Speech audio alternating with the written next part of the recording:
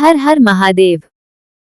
क्या आपने कभी सोचा है कि जो शिव हमेशा ध्यान में रहते हैं, भस्म रमाते हैं, नागों को गले में धारण करते हैं, वे कैसे एक दूल्हे बने? कैसी थी उनकी बारात? क्या हुआ जब माता मैना ने भगवान शिव को देखकर विवाह से इनकार कर दिया? और फिर कैसे संपन्न हुआ ये दिव्य विवाह?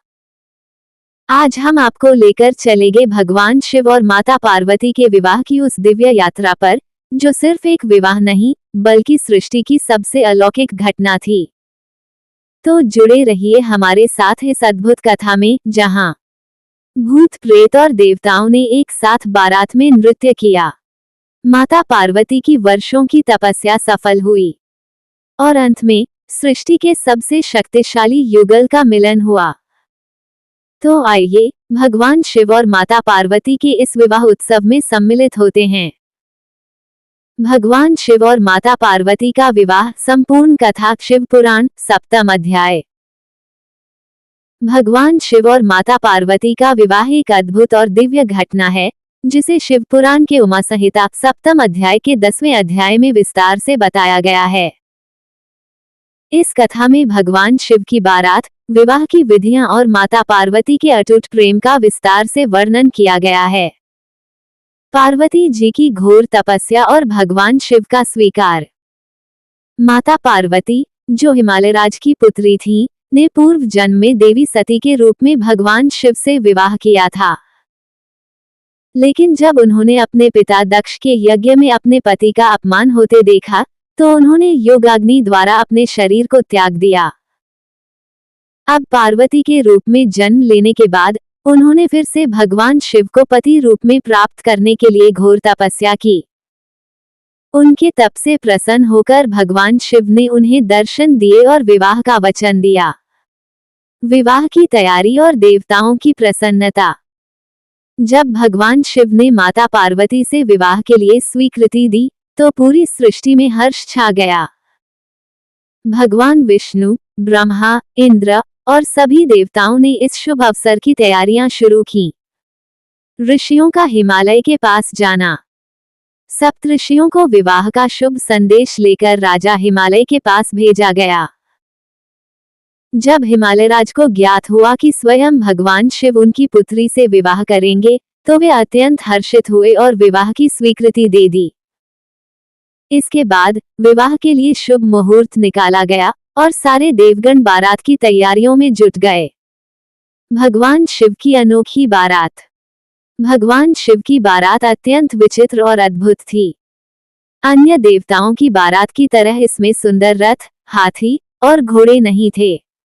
इसके बजाय इसमें भूत, प्रेत, पिशाच, नाग, यक्ष, गंधर्व, अघोरी, सिद्ध और साधु सम्मिलित थे। भगवान शिव का अद्भुत रूप। शरीर पर भस्म लिपटी हुई थी, सिर पर जटाजूट था, गले में सर्पों की माला थी, हाथ में त्रिशूल और डमरू था, वाहन नंदी बैल था। जब शिवजी की यह विचित्र बारात चली, तो सभी देवगण हंसते और आनंदित होते हुए आगे बढ़े। लेकिन शिवगण और उनके साथ चल रहे भूत प्रेतों की स्थिति देख लोग भयभीत भी हो रहे थे। हिमालयराज और माता मैना की चिंता। जब बारात हिमालयराज के महल में पहुंची, तो वहां एक अद्भुत दृश्य उपस्थित हो गया। सभी देवताओं को देखकर खुशी हुई, लेकिन जब माता मैना ने भगवान शिव के इस विचित्र रूप को देखा, तो वे घबरा गईं। माता मैना ने शिवजी को वर मानने से इनकार किया। माता मैना सोचने लगी कि मेरी सुंदर पुत्री इस अद्भुत वर के साथ कैसे सुखी रहेगी। उन्होंने चिंता व्यक्त की और विवाह को रोकने का प्रयास किया।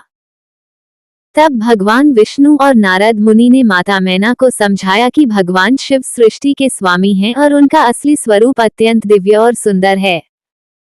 भगवान शिव ने अपना दिव्य रूप प्रकट किया। इसके बाद भगवान शिव ने अपना दिव्य रूप प्रकट किया।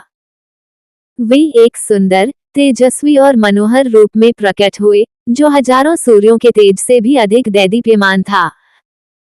ये देखकर माता मैना प्रसन्न हुई और उन्होंने विवाह के लिए स्वीकृति दे दी।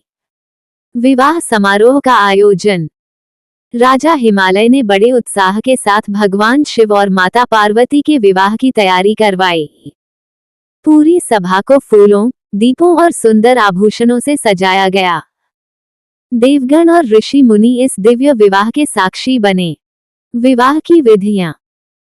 वरमाला। माता पार्वती ने भगवान शिव को वरमाला पहनाई और भगवान शिव ने भी माता पार्वती को वरमाला अर्पित की।